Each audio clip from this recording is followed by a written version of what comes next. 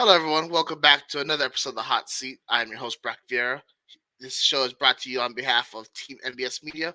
Before we begin, just want to shout out Team MBS Media. Great place to check out all types of content relating to sports, entertainment, and lifestyle. Now, for me personally, with Team MBS Media, we have a bunch of content coming out, especially revolving around the recent Mountain West Media Day, interviews with players, with coaches, and some insight into the minds that go into the Mountain West in 2024 and the future. So stick with us at Team MBS Media for much more coverage on that. Today, we're mixing up a bit different. We're not talking about sports today. We're talking about television, especially one TV show that my guest and I insanely love, is the best way to put it, and that is Bosch and its subsequent sequel, Bosch Legacy. Now, the show runs on Amazon, and it has been fantastic for every season that it's been out. However, there are some lingering questions for myself that we're going to discuss today, along with some previews into season 3 of Bosch Legacy and what we hope for from the show in the future. Without further ado, I'd like to welcome my guest. He is my fellow collaborator here at Team MBS Media. He's knowledgeable on all types of sports, all types of entertainment, all types of media, and bringing his expertise today is, of course, Grace Cowboys, also known as Greg Rector. Greg, how are you doing today? Doing well, Brock. How are yourself? I cannot complain. So let's just jump right into it. Bosch, you've written several articles about it. You've expressed your fandom, but what have you thought about the series and its subsequent sequel, Bosch Legacy, so far? Well, let's go to the first seven series seasons then with Bosch. Um, I just really like the character of Harry Bosch. Um, there are some things in Bosch Legacy that I'm not such a big fan of, but Harry Bosch himself as a cop, he was a very good police officer. Bottom line, did he push the line? Yeah, he did. Um, but again, when you're in his situation, you have to push that line to get these guys. I mean, look at that season one guy. I mean, that guy, um, the killer that they were dealing with there. Um, wow, this guy was off of his lunch, right? Um, and really, it was one hell of an acting performance because the guy who played him, uh, he was just unbelievable. Yeah, Um, and I don't want to interrupt you. Just to for everyone to know, he's referred to the character of Reynard Waits, played by yeah, Jason Gedrick. Spoilers ahead, of course, but just wanted to put that little insert for everyone watching. But please continue. and I mean he was a very ill individual. Let's put it that way. Um, let's just leave it at that. But I mean that's the type of person that Bosch will go after, right? Um, Bosch also goes after anybody within the police who does things wrong as well. He doesn't care if you cross his line, you're his target, and that's the way things should be. If you cross that line, you should go down. Plain and simple. Yeah, and what I really appreciate about Bosch, when he was officer, was just the development of the storylines. I don't like crime shows that you find out the killer in one episode and then you get a new case and then you find out the killer for that in the next episode. I like stories like this that have developing storylines. And when you look at that first season, especially in the way that the Reynard Waite saga ended, I just thought it Yeah. was peak Bosch, and I wish we got to see a bit more of that throughout the seasons. What did you think about that final sequence? Obviously, in those tunnels and where they were. Well, he had experience in the tunnels because he was in Afghanistan, so he understood that area, right? I mean, that's the thing that people forget is that Bosch was a former Special Forces member who had served apparently in the first Gulf War and again in Afghanistan. Um, so that's his background. Um, that's why he went in on his own, right? Yeah, and when it comes to his tactical abilities, it's there's no question that he's a skilled detective. Something though that I kind of enjoyed about the show, but hated about his personality, was his relationship with Julia Brasher, the police officer played by the late great Annie Wershing. I always felt that he never faced enough punishment for it Yeah, as he should, and it was very hypocritical because she was doing the exact things he does. However, he just didn't face the consequences of it, while she did, and realistically, she faced unforeseen consequences from her affiliation with Bosch, not only throughout season 1, but during um, Wershing's guest appearances in season 2 and season 7 as well. You just always saw it come back on her, and what yeah. I don't like is that we never really saw a conclusion to her journey. All we saw her at the end was just getting shit on, and then that was like it. And that's something that kind of Well, and then she kind did. of I mean, frustrates me. she passed away, right? So that was Yeah, that was the bottom line, right? yeah, exactly. But I mean, even unfortunately though, even if she was still with us, her character I think would have never been like brought back either. And that's No, I think that kind of leads into one of my little comment from Mark. I'll get into Boston. Yes, as you should, Mark, because it is a phenomenal show. I think you like it a lot. But something that I really don't like, and that's kind of the theme of where I kind of go to with Julia Brasher, is that I feel that there's so many unresolved storylines from Bosch before they switch over to Bosch Legacy that we're never gonna get the answers of. Do you feel the same way? Michael Wolff writes that way, though. He writes that way. So there's always something that leaves the person who reads his books. There's always something for you to think about, and he does. They do the same thing with the TV show. There's always something for you to think about. So you have to determine, was it the right thing to end up in the way that it did or not. So he really challenges the reader and or the viewer um, to think for themselves. And if people don't understand how to think for themselves, I'm sorry, but you're not going to get Bosch. You're just not going to get them.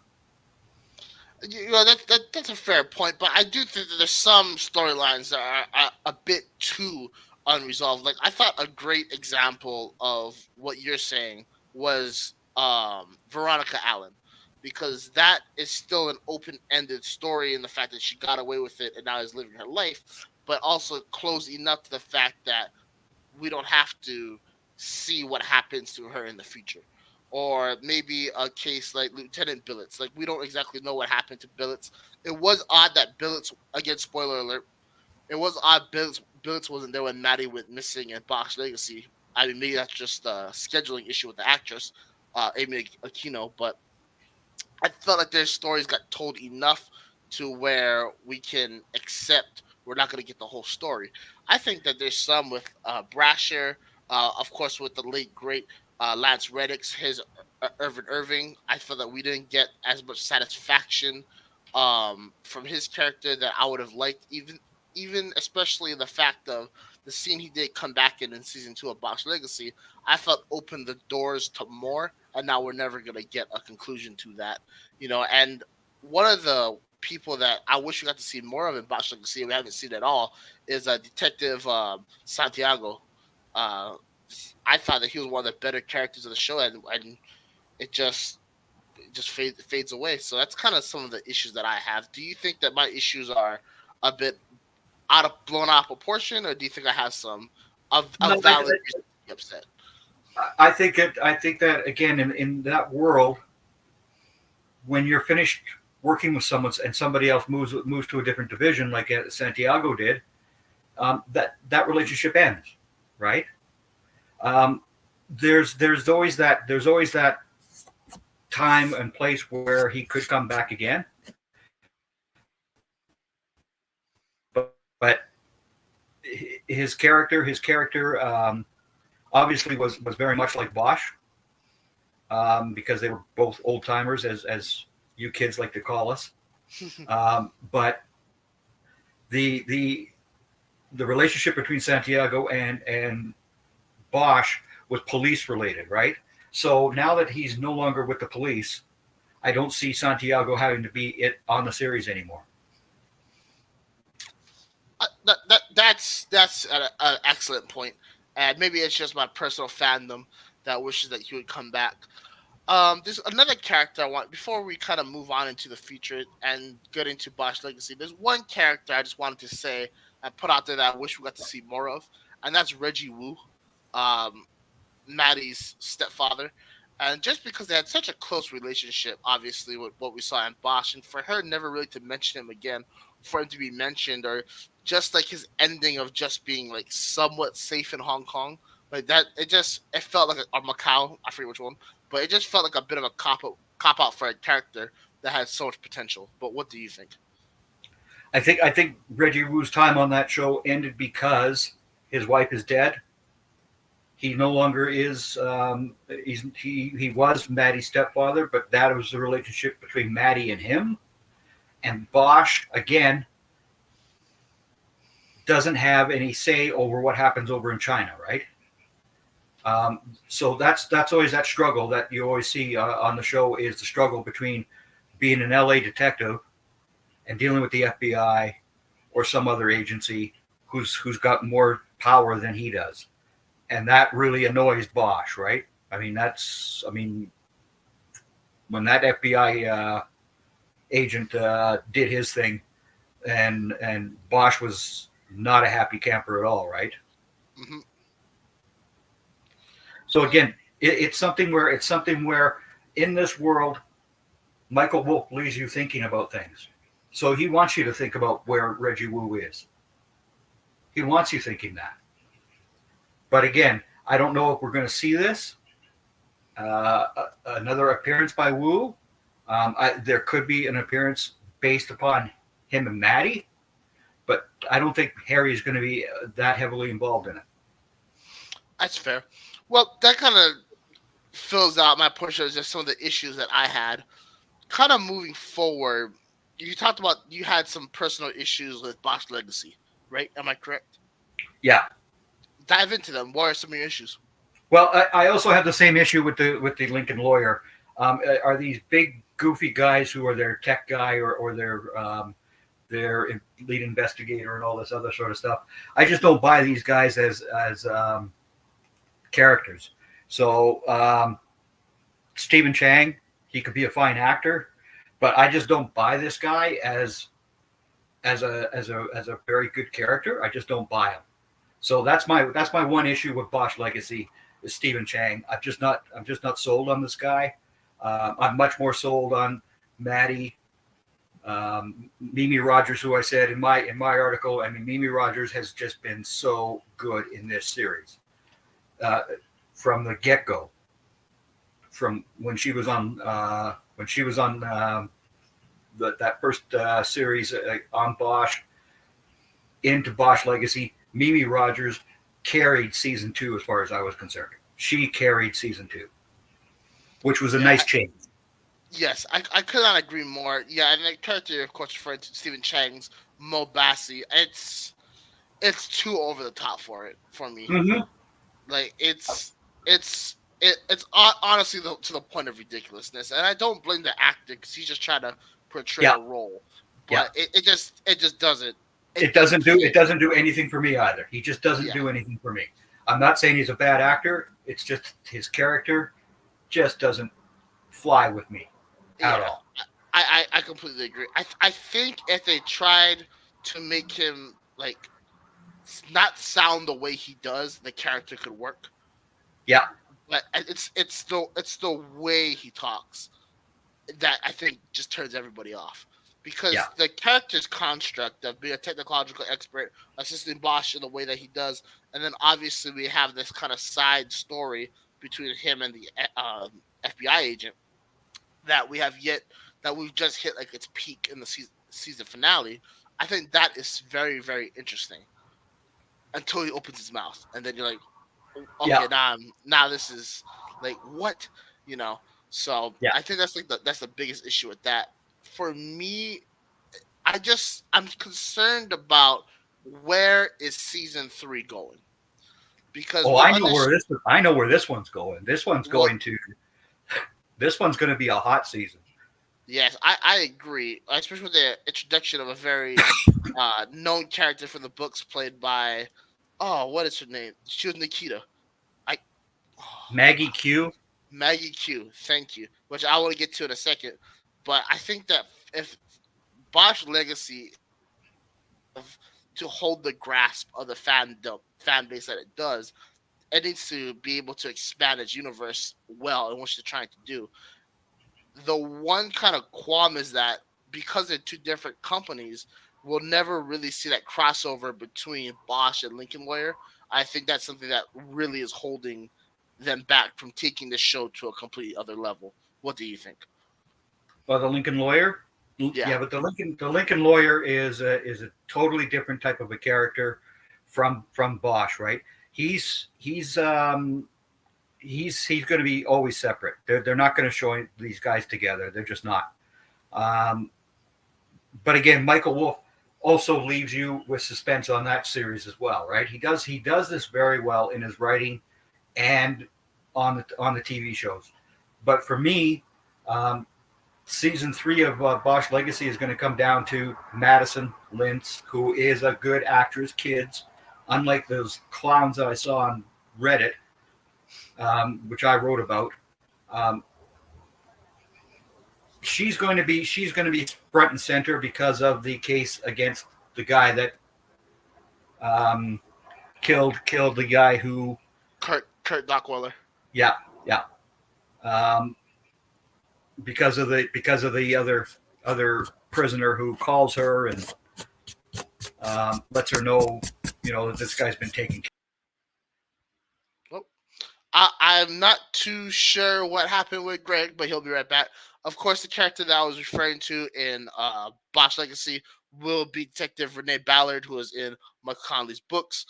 Maggie Q will be playing her. When we come back with Greg, we're going to take a quick commercial break. Um, we're going to talk about what we expect to season 3, more on Maddie Lynch's characterization of course, now young Officer Bosch, and then heading forward, we're just going to talk about where we see the show going again in the future. So we will be right back. Apologies for any technical issues.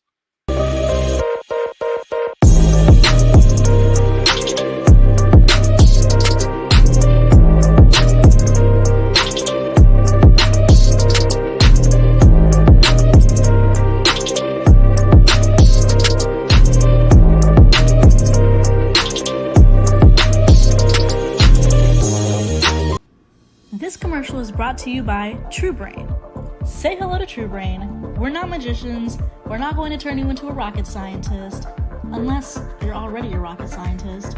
We're not Big Pharma, and our products are custom made to boost mental output. We empower people to do their best thinking. Welcome back to the hot seat. Of course, we're talking about the show Bosch and its subsequent sequel, Bosch Legacy. Greg, unfortunately, was cut off in the middle of his points about Madison Lynch's characterization of Maddie Bosch. How do you say his first name? Hieronymus. I'm terrible at that. I'm terrible at names. But of course, Hieronymus Harry Bosch, his daughter. So welcome back, Greg Rector. Greg, please continue. What were you saying? Okay, well, when I wrote the one article there, it was really because I was very upset seeing a whole bunch of these clowns on Reddit who were saying that Madison Lintz is not a good actress. She is given words to say and a character to play, and she does that very well. That's the bottom line about this is that when people criticize actors and things like that, it's very difficult to do so because we don't have the background to know what these characters are truly about, right? Like even Stephen Chang saying that he's not that great in the Legacy. It's very hard for me to say that, but I just don't buy the character. That's the thing I don't have about him. Whereas with Maddie, I understand what that girl says and does, and when she was kidnapped and held in the coffin and all that sort of jazz, that was some very good acting.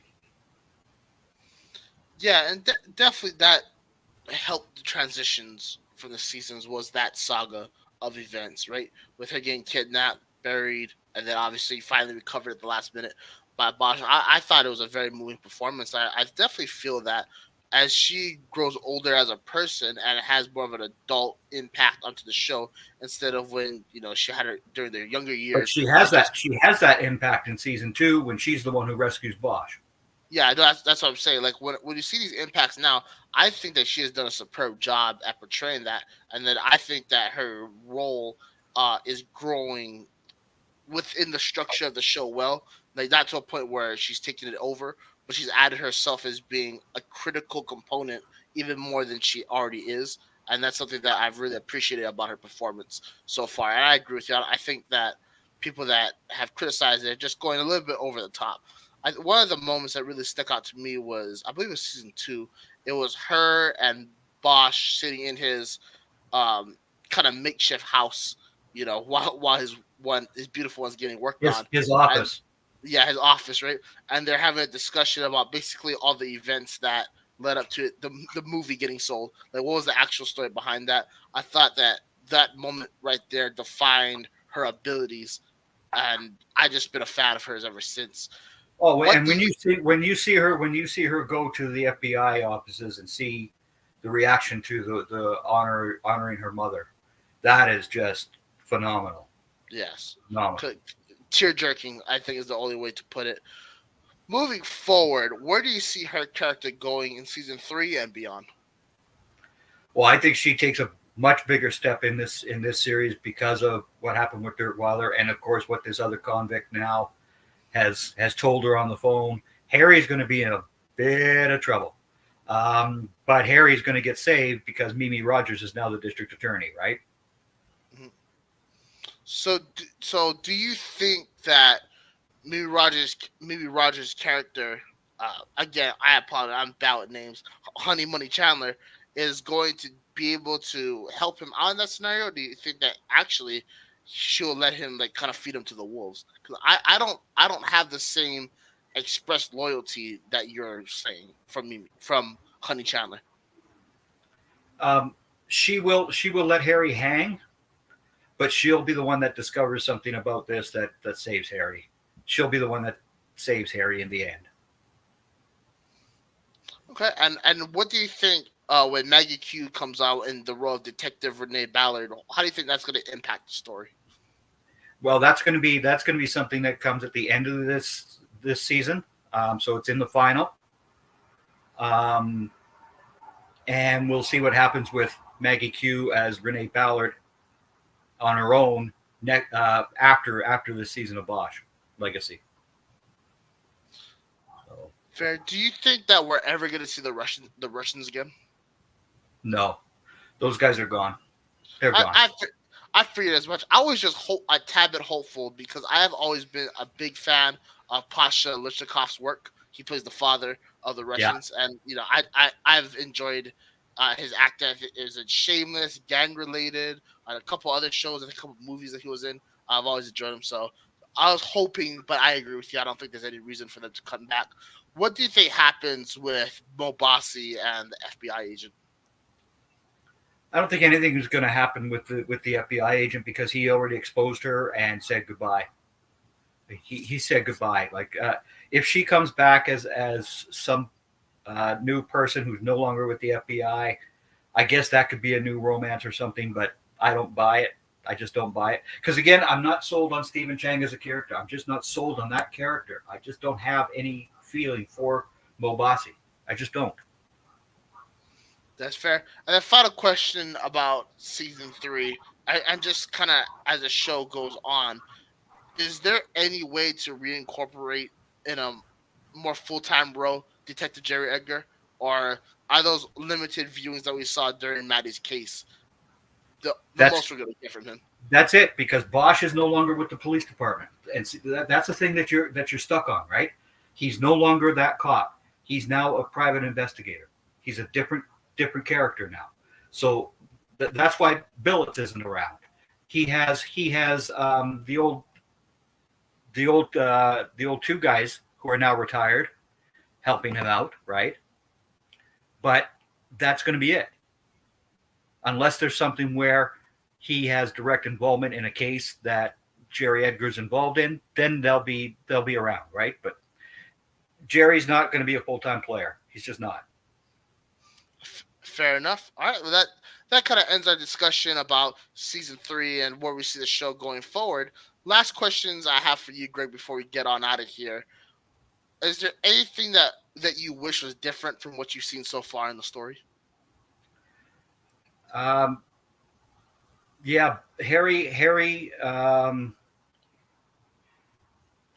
needs to find one good relationship in his life outside of Maddie.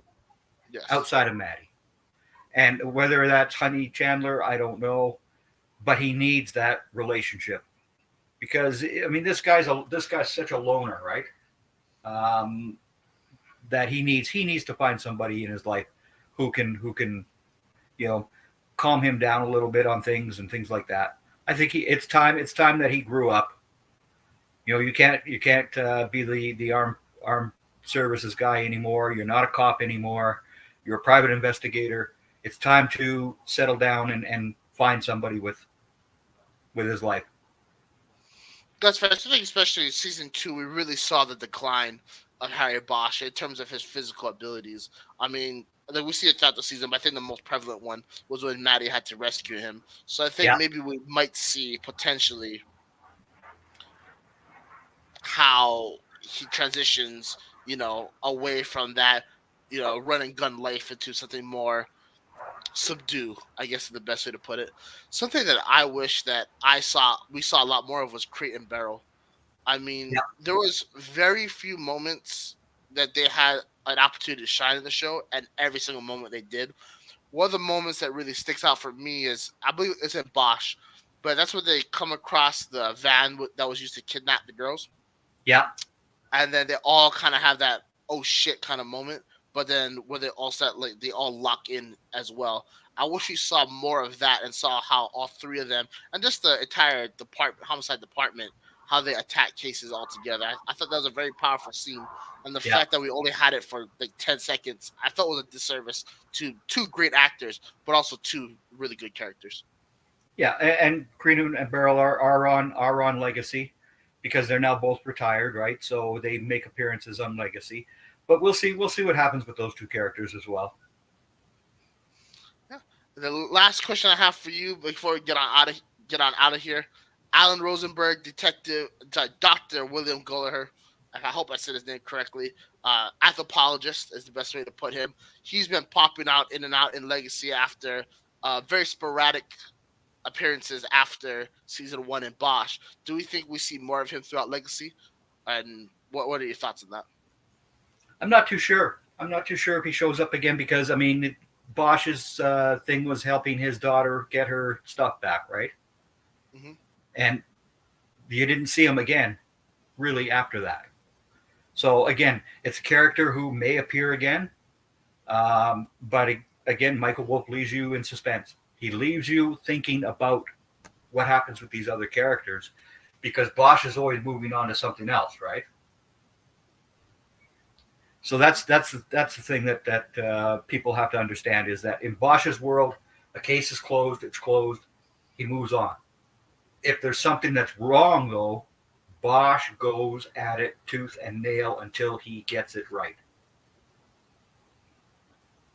So that's the bottom line with Bosch. You are absolutely right. Well, Greg, I want to thank you for your time today. Before we head out of here, where can people find you and your work? I'm at Team MBS Media. I'll write about. I wrote about the Edmonton Oilers and their run to the Stanley Cup. I wrote another Cowboys article there about the off season. Liverpool is my football club. I wrote about that. I'm actually just finished watching the Voyager as the third 7-season series of Star Trek. So I'm going to do a little bit of a retrospective on the 3 shows who did go 7 seasons, which is The Next Generation, Deep Space Nine, and Voyager. So yeah, that's going to be something that I'm going to be doing. because I'm a Star Trek fan. I always have been. I always will be. I went and saw that Star Wars movie in 1977, and I never saw another one. It didn't thrill me.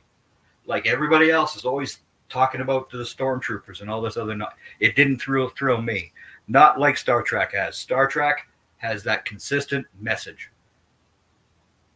Fair enough. Well, if you are a Star Wars person and are offended, write me. Go ahead. Write me. Go ahead. Go right, Greg. Because your first movie is apparently the fourth one in the whole series. I don't get all that nonsense, right? I just don't understand all that.